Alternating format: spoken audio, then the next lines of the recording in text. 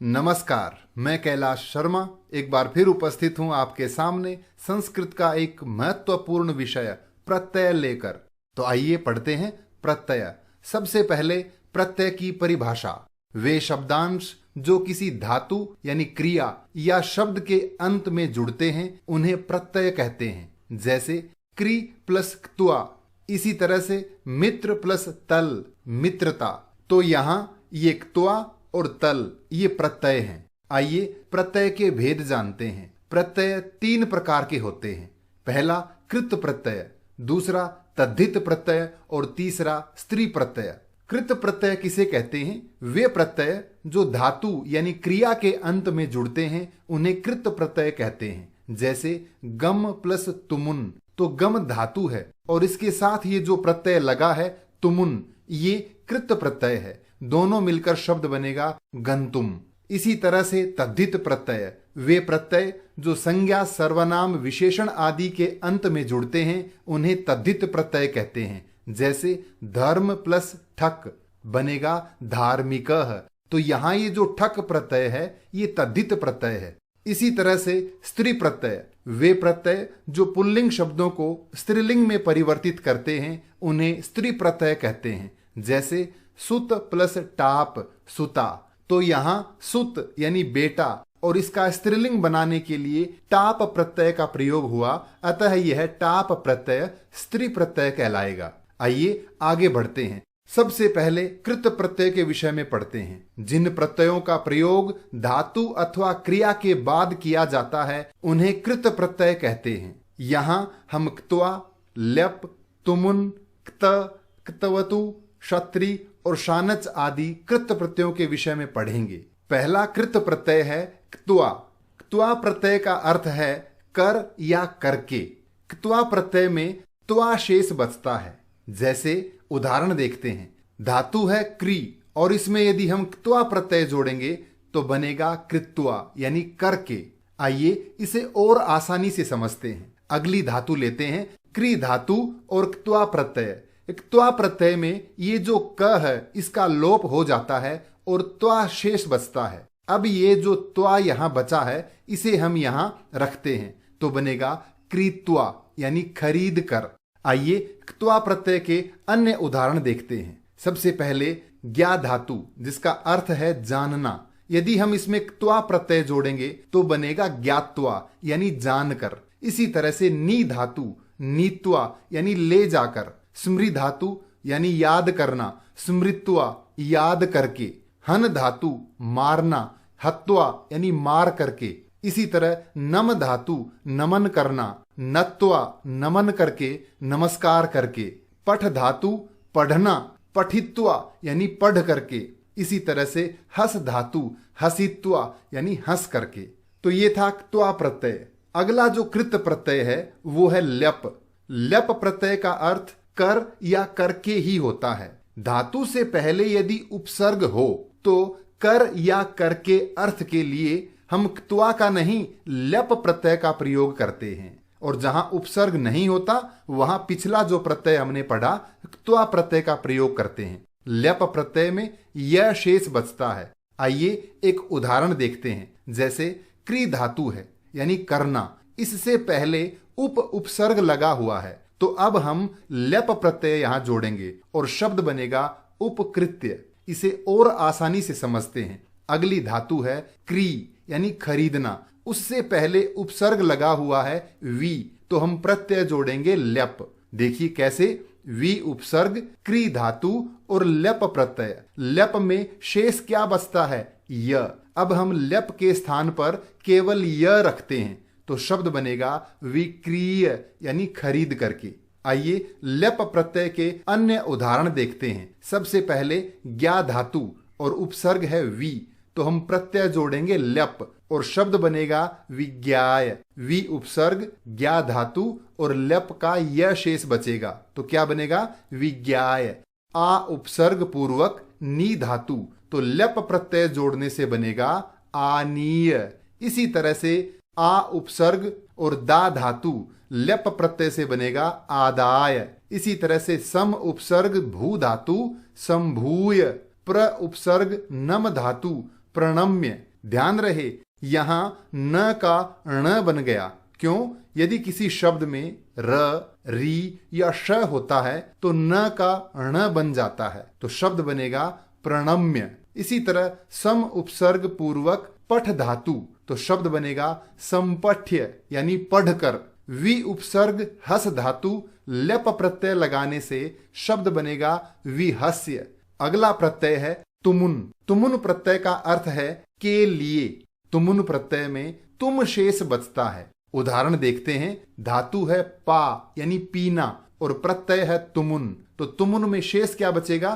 तुम, और शब्द बनेगा पातुम यानी पीने के लिए। इसे और आसानी से समझते हैं। दा धातु तुमुन प्रत्यय, तो धातु है दा और प्रत्यय है तुमुन। तुमुन में शेष क्या बचता है? तुम, तो यहां हम दा के आगे तुम लिखेंगे तो नया शब्द बनेगा दातुम। इसके अन्य उदाहरण हैं, जैसे ज्ञा धातु तुमुन प्रत्यय ज्ञातुम जानने के लिए। नी धातु तुमुन प्रत्यय, यहां नी इसमें गुण होकर ने बनता है और शब्द बनेगा नेतुम ले जाने के लिए।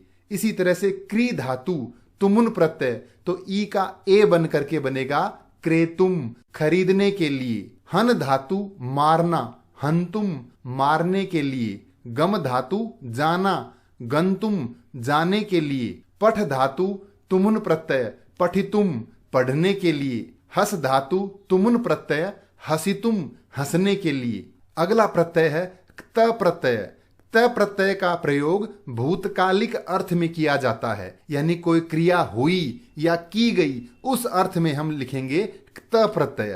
क्त प्रत्यय में केवल त शेष बचता है। याद रहे क्त प्रत्यय का प्रयोग कर्मवाच्य व भाववाच्य में ही किया जाता है। इसका एक उदाहरण देखते हैं, जैसे क्री धातु क्त प्रत्यय, क्त में शेष बचता है त, तो बनेगा कृतः। आइए इसे और आसानी से समझते हैं। अगला उदाहरण है क्री धातु क्त प्रत्यय। धातु लिखा हमने क्री और प्रत्यय जोड़ा क्त। क्त में त शेष बचता है, तो त को यदि हम यहां लिखेंगे तो बनेगा क्रीतः। अब ये विसर्ग यहां कैसे आया, इसे समझने के लिए देखें। पुल्लिंग में रूप बनेगा क्रीतः यानी खरीदा। इसी तरह से स्त्रीलिंग में क्रीता खरीदी। इसी तरह से नपुंसक लिंग में क्रीतम। इन शब्दों के रूप कैसे चलते हैं? जिन शब्दों में क्त प्रत्यय लगता है उन शब्दों के रूप पुल्लिंग में राम की तरह से, स्त्रीलिंग में रमा की तरह से और नपुंसक लिंग में फल की तरह से चलते हैं। जैसे पुल्लिंग में क्रीतः क्रीतौ क्रीताः, स्त्रीलिंग में क्रीता क्रीते क्रीताः और नपुंसक लिंग में क्रीतम क्रीते क्रीतानि। इसके अन्य उदाहरण देखते हैं। सबसे पहले है श्रु धातु यानी सुनना। क्त प्रत्यय यदि लगाएंगे तो पुल्लिंग में बनेगा श्रुतः सुना, श्रुता सुनी और श्रुतम ये नपुंसक लिंग में। इसी तरह से गम धातु गतः गया, गता गई और गतम नपुंसक लिंग में। इसी तरह से है दृश्य धातु देखना, पुल्लिंग में दृष्टः, स्त्रीलिंग में दृष्टा और नपुंसक लिंग में दृष्टम। अगला है क्री धातु, पुल्लिंग में कृतः कृता कृतम। इसी तरह पठ धातु पढ़ना, पठितः पठिता पठितम। लिख धातु लिखितः लिखिता लिखितम और ब्रू धातु उक्तः उक्ता उक्तम।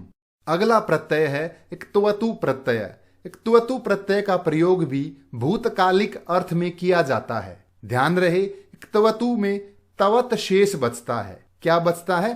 तवत, और इसका प्रयोग कर्तरी वाच्य में किया जाता है। उदाहरण देखते हैं। क्री धातु इक्त्वतु प्रत्यय, क्री में तवत लगाएंगे तो बनेगा कृतवत। इसे आसानी से समझते हैं अन्य उदाहरण के माध्यम से। श्रु धातु इक्त्वतु प्रत्यय, इक्त्वतु में तवत शेष बचता है। अब यहां ये जो तवत है इसे श्रु के आगे जोड़ेंगे तो बनेगा श्रुतवत। अब इसे पुल्लिंग, स्त्रीलिंग और नपुंसक लिंग में कैसे लिखते हैं आइए देखते हैं। पुल्लिंग में बनेगा श्रुतवान, स्त्रीलिंग में श्रुतवती और नपुंसक लिंग में श्रुतवत। इनके रूप कैसे चलते हैं? क्त्वतु प्रत्यय लगने के बाद पुल्लिंग में रूप चलेंगे भगवत की तरह से, स्त्रीलिंग में नदी की तरह और नपुंसक लिंग में जगत की तरह से। आइए इनके अन्य उदाहरण देखते हैं। सबसे पहले ज्ञा धातु जानना, क्तवतु प्रत्यय लगकर पुल्लिंग में बनेगा ज्ञातवान, स्त्रीलिंग में ज्ञातवती और नपुंसकलिंग में ज्ञातवत। इसी तरह से गम धातु गतवान, गतवती, गतवत। दृश धातु दृष्टवान, दृष्टवती, दृष्टवत। क्री धातु कृतवान, कृतवती, कृतवत। पठ धातु पठितवान, पठितवती, पठितवत। लिख धातु लिखितवान, लिखितवती, लिखितवत। और ब्रू धातु बोलना, उक्तवान, उक्तवती, उक्तवत। अगला प्रत्यय है क्षत्री प्रत्यय। क्षत्री प्रत्यय का प्रयोग किसी कार्य को करते हुए के अर्थ में किया जाता है। जैसे उसने हंसते हुए कहा, तो हंसते हुए यह बनाने के लिए हम क्षत्री प्रत्यय का प्रयोग करते हैं। क्षत्री प्रत्यय में अत शेष बचता है। क्षत्री प्रत्यय का प्रयोग परस्मयी पदी धातुओं के साथ ही किया जाता है। पठती, पठतः, पठंती, इस प्रकार जिनके रूप चलते हैं वे धातुएं होती हैं परस्मयी पदी। इन धातुओं के साथ क्षत्री प्रत्यय का प्रयोग होता है। उदाहरण देखें, धातु है पठ यानी पढ़ना, और क्षत्री प्रत्यय यदि लगाएंगे तो इसमें शेष बचेगा अत और शब्द बनेगा पठत यानी पढ़ते हुए। आइए इसे और आसानी से समझते हैं। अगला उदाहरण है हस धातु और क्षत्री प्रत्यय। क्षत्री में शेष क्या बचता है? अत। अब ये जो अत है इसे हम हस धातु के आगे लिखेंगे तो शब्द बनेगा हसत। अब इसे पुल्लिंग में कहते हैं हसन, हंसते हुए, और यदि कोई स्त्री है तो हम बोलेंगे हसंती, हंसती हुई, और नपुंसक लिंग में हसत। इसके रूप कैसे चलेंगे? पुल्लिंग में पठत की तरह से, स्त्रीलिंग में नदी की तरह से, और नपुंसक लिंग में जगत की तरह से। आइए इसके अन्य उदाहरण देखते हैं। सबसे पहले दृश्य धातु देखना, तो पुल्लिंग में बनेगा पश्यन, और स्त्रीलिंग में पश्यंती, और नपुंसक लिंग में पश्यत। इसी तरह से गम धातु जाना, गच्छन, गच्छन्ती, गच्छत। दा धातु यच्छन, यच्छन्ती, यच्छत। क्रीड धातु खेलना, क्रीडन, क्रीडंती, और क्रीडत। इसी तरह से पठ धातु पठन, पठंती, पठत। लिख धातु लिखन, लिखंती, लिखत। पा धातु पीना, पिबन, पिबंती, पिबत। अगला प्रत्यय है शानच प्रत्यय। शानच प्रत्यय का प्रयोग भी किसी कार्य को करते हुए इसी अर्थ में किया जाता है। शानच प्रत्यय में आन शेष बचता है और आन से पहले म लगता है, यानी दोनों मिलकर बनता है मान। शानच प्रत्यय का प्रयोग आत्मनेपदी धातुओं के साथ किया जाता है। आत्मनेपदी धातुओं के रूप कैसे चलते हैं? जैसे सेवते, सेवेते, सेवंते। आइए इस प्रत्यय का एक उदाहरण देखते हैं। सेव धातु सेवा करना, यानी सेवा करते हुए अगर हमें ये बनाना हो तो हम शानच प्रत्यय लगाएंगे। इसमें शेष बचेगा आन और उससे पहले लगेगा म, तो बनेगा सेव मानह। आइए इसे आसानी से समझते हैं। अगला उदाहरण हमने लिया है पच धातु और शानच प्रत्यय। शानच में शेष क्या बचता है?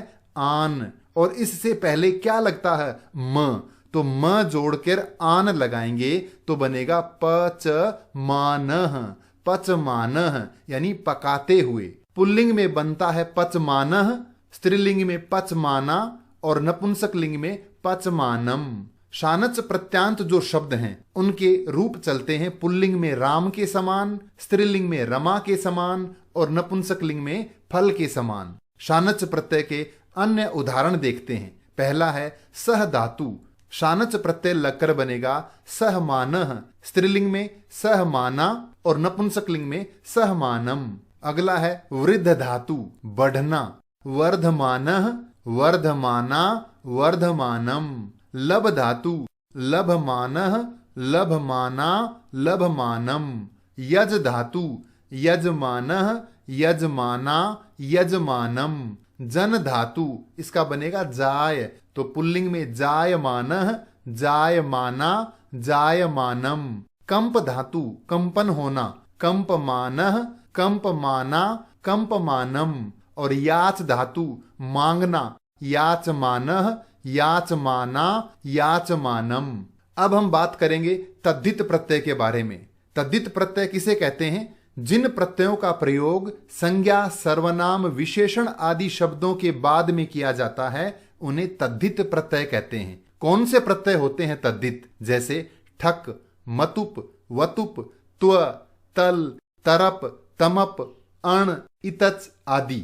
आइए तद्धित प्रत्ययों के विषय में पढ़ते हैं। पहला प्रत्यय है ठक प्रत्यय। ठक प्रत्यय का अर्थ है भाव अर्थ में, यानी उत्पन्न होने का भाव, संबंधित होने का भाव इत्यादि। ठक प्रत्यय में एक शेष बचता है और जो पहला स्वर होता है, यानी पहले शब्द का जो पहला स्वर होता है उसमें वृद्धि होती है। वृद्धि के लिए हम संधियों में अलग से बात करेंगे, इसे थोड़ा आसान रूप से समझ लेते हैं। यदि किसी शब्द का पहला स्वर अ या आ हो तो वहां हम आ लिख देंगे। ई, ए, ऐ होगा तो उसे हम ऐ लिख देंगे। उ, ओ, औ होगा तो उसे हम औ लिख देंगे और यदि री होगा तो उसे आर लिख देंगे। आइए एक उदाहरण देखते हैं। जैसे शरीर प्लस ठक, तो ठक में शेष क्या बचता है? इक। ध्यान रहे शरीर में ये जो पहला है श, इसमें स्वर कौन सा है? अ। यहां हम देखें यदि पहला स्वर अ हो तो उसे हम क्या लिखेंगे? आ। तो शरीर से क्या बनेगा? शारीर, और इक लग के बनेगा शारीरिक। एक और उदाहरण लेते हैं। नगर प्लस ठक, ठक में क्या शेष बचता है?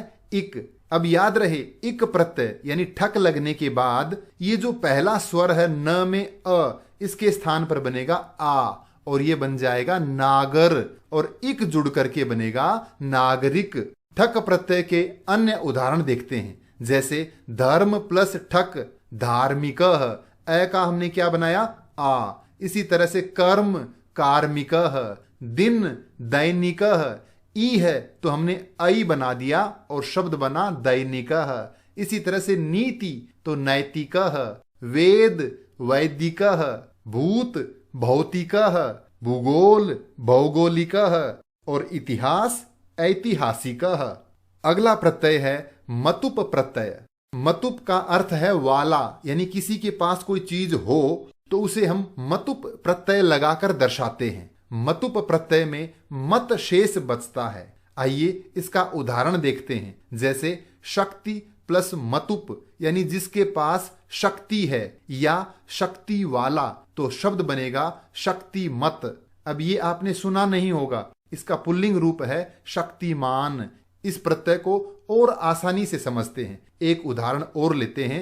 श्री प्लस मतुप, मतुप में क्या शेष बचता है? मत। अब श्री के आगे मत जोड़ते हैं तो शब्द बनेगा श्रीमत। इसे पुल्लिंग में लिखेंगे श्रीमान, स्त्रीलिंग में श्रीमती और नपुंसकलिंग में श्रीमत। मतुप प्रत्यय वाले शब्दों के रूप पुल्लिंग में भवत की तरह, स्त्रीलिंग में नदी की तरह और नपुंसकलिंग में जगत की तरह चलेंगे। आइए मतुप प्रत्यय के अन्य उदाहरण देखते हैं। जैसे बुद्धि प्लस मतुप तो पुल्लिंग में बुद्धिमान, स्त्रीलिंग में बुद्धिमती और नपुंसकलिंग में बुद्धिमत। इसी तरह श्री तो बनेगा श्रीमान, श्रीमती, श्रीमत। धी धीमान, धीमती, धीमत। इसी तरह से मधु मधुमान, मधुमती, मधुमत। कीर्ति तो कीर्तिमान, कीर्तिमती, कीर्तिमत। इसी प्रकार इक्षु, इक्षु कहते हैं ईख यानी गन्ना, इक्षुमान, इक्षुमती, इक्षुमत।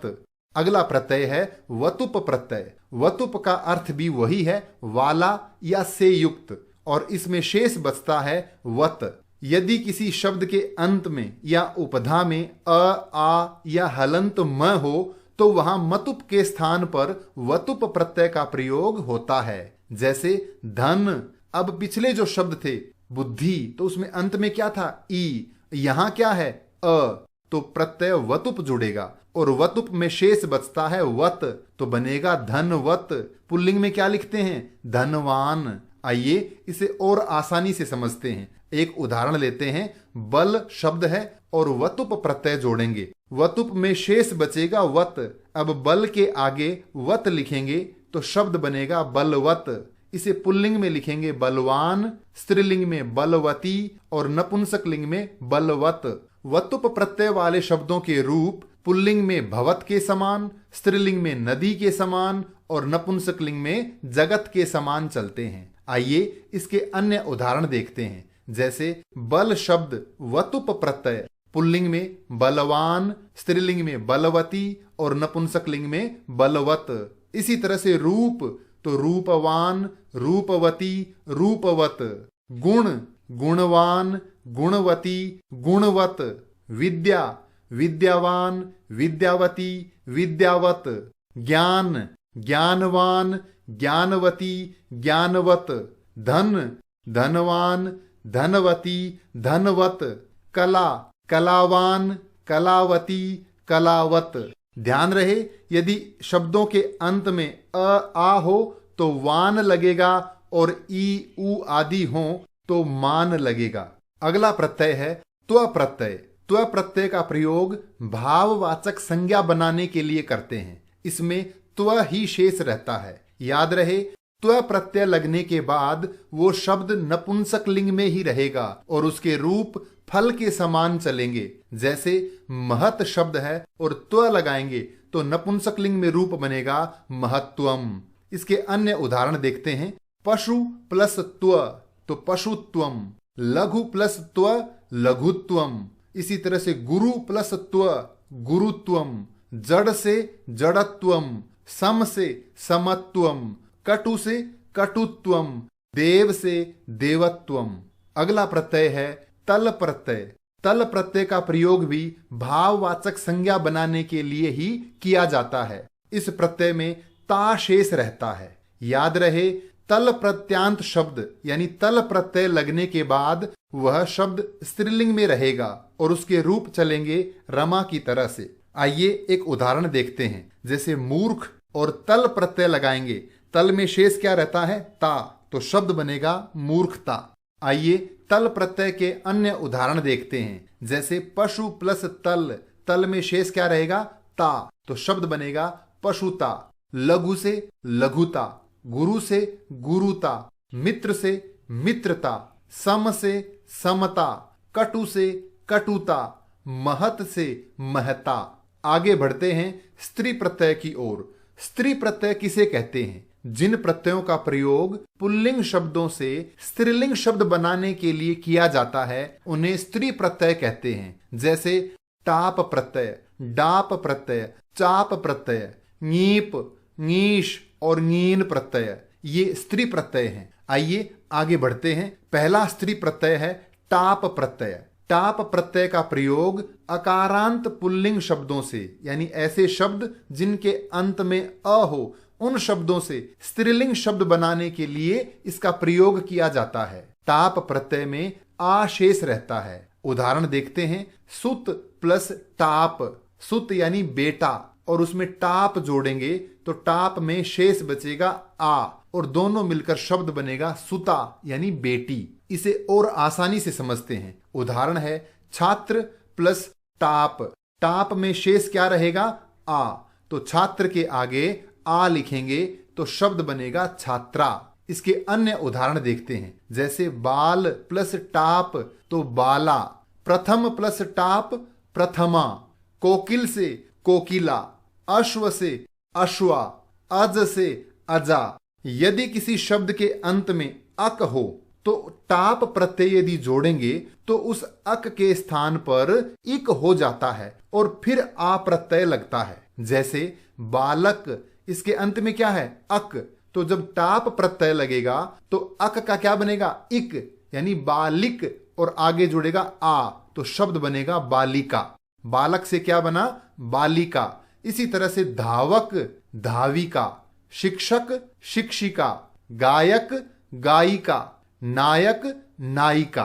अगला प्रत्यय है नीप प्रत्यय। जिन पुल्लिंग शब्दों के अंत में री या हलंत न हो ऐसे शब्दों से स्त्रीलिंग शब्द बनाने के लिए नीप प्रत्यय का प्रयोग किया जाता है। इसमें ई शेष रहता है। आइए उदाहरण देखते हैं। जैसे कर्तरी, इसके अंत में क्या है? री, तो पुल्लिंग से स्त्रीलिंग जब बनाएंगे तो नीप प्रत्यय लगेगा। नीप में शेष क्या रहता है? ई, तो शब्द बनेगा कर्तरी। अब यहां इसे लिखने में अंतर आ गया तो कैसे हुआ, इसे और आसानी से समझते हैं। अगला उदाहरण है अभिनेत्री प्लस ङीप, इसे हम यहां लिखते हैं। अभी ने और त्रि को मैंने थोड़ा अलग लिखा है। प्रत्यय जोड़ते हैं ङीप प्रत्यय। ङीप में शेष क्या रहता है? ई।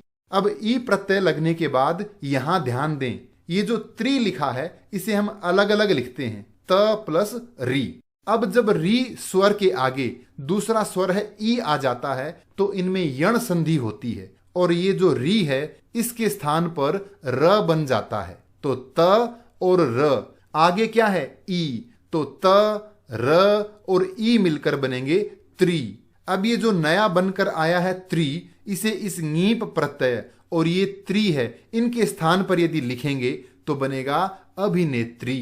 आइए ङीप प्रत्यय के अन्य उदाहरण देखते हैं। जैसे दात्री तो बनेगा दात्री। इसी तरह से धात्री से धात्री। कामिन, ये न अंत में है तो ङीप प्रत्यय लगेगा तो कामिनी। तपस्विन, तपस्विनी। गुणिन, गुणिनी। ध्यान रहे, उम्र यानी वयवाचक शब्दों से और जातिवाचक शब्दों से यदि स्त्रीलिंग बनाना हो तो भी ई प्रत्यय ही लगता है। जैसे कुमार तो ङीप लगकर बनेगा कुमारी। किशोर से किशोरी। ब्राह्मण से ब्राह्मणी। देव से देवी। गोप से गोपी। तो ये थे मुख्य मुख्य प्रत्यय। आइए कक्षा 9 में जो प्रत्यय चलते हैं यानी कृत प्रत्यय, उनकी पहचान का तरीका। जैसे पहला है क्त्वा प्रत्यय। जिन धातुओं के अंत में त्वा लगा हुआ हो तो वहां प्रत्यय होगा क्त्वा। जैसे गत्वा, पीत्वा, दृष्ट्वा, उक्त्वा आदि। इसी तरह से यदि धातुओं के अंत में य हो, विहस्य, उपसृत्य, संपठ्य, तो वहां प्रत्यय है ल्यप। धातुओं के अंत में यदि तुम हो, वक्तुम, पातुम, पठितुम, तो प्रत्यय है तुमुन। इसी तरह से धातुओं के अंत में यदि तह यानी गतः, पठितः, लिखितः, इनके स्त्रीलिंग और नपुंसक लिंग के रूप भी बनते हैं। जैसे गतः, गता, गतम। जहां अंत में हो तह तो प्रत्यय होगा क्त। इसी तरह से धातु के अंत में हो वान, याद रहे धातु के अंत में हो वान, जैसे गतवान, पठितवान, उक्तवान आदि, तो प्रत्यय है इक्तवतु। इसी तरह यदि धातु के अंत में है अन, जैसे गच्छन, पठन, लिखन, हसन आदि, तो प्रत्यय है क्षत्रि। और यदि अंत में है आनह या मानह तो प्रत्यय है शानच। ये तरीके हैं जिनसे हम इन प्रत्ययों की पहचान कर पाते हैं। आइए अब कक्षा 10 के प्रत्यय जो तद्धित प्रत्यय हैं उनकी पहचान का तरीका। यदि किसी शब्द के अंत में इक हो तो प्रत्यय है ठक। जैसे धार्मिकः, नैतिकः, भौगोलिकः। और यदि किसी शब्द के अंत में हो मान, याद रहे शब्द के अंत में न कि धातु के, जैसे बुद्धिमान, धीमान, कीर्तिमान, तो प्रत्यय है मतुप। और यदि किसी शब्द के अंत में है वान, गुणवान, रूपवान, धनवान, तो प्रत्यय है वतुप। और यदि शब्द के अंत में है त्वम, जैसे लघुत्वम, पशुत्वम, महत्वम, तो प्रत्यय है त्व। और यदि अंत में है ता, जैसे लघुता, महत्ता, मित्रता, तो प्रत्यय है तल। इसी प्रकार यदि किसी शब्द के अंत में है आ, जैसे छात्रा, सुता, अजा, अश्वा, तो प्रत्यय है टाप। और यदि किसी शब्द के अंत में है ई, जैसे कर्तरी, दात्री, देवी, नदी आदि, तो प्रत्यय है ङीप। तो ये तरीका है जिससे हम इन प्रत्ययों की पहचान आसानी से कर पाएंगे। ये था आज का विषय प्रत्यय। प्रत्यय से संबंधित कोई भी प्रश्न हो तो कृपया कमेंट्स में लिखकर अवश्य पूछें। धन्यवाद।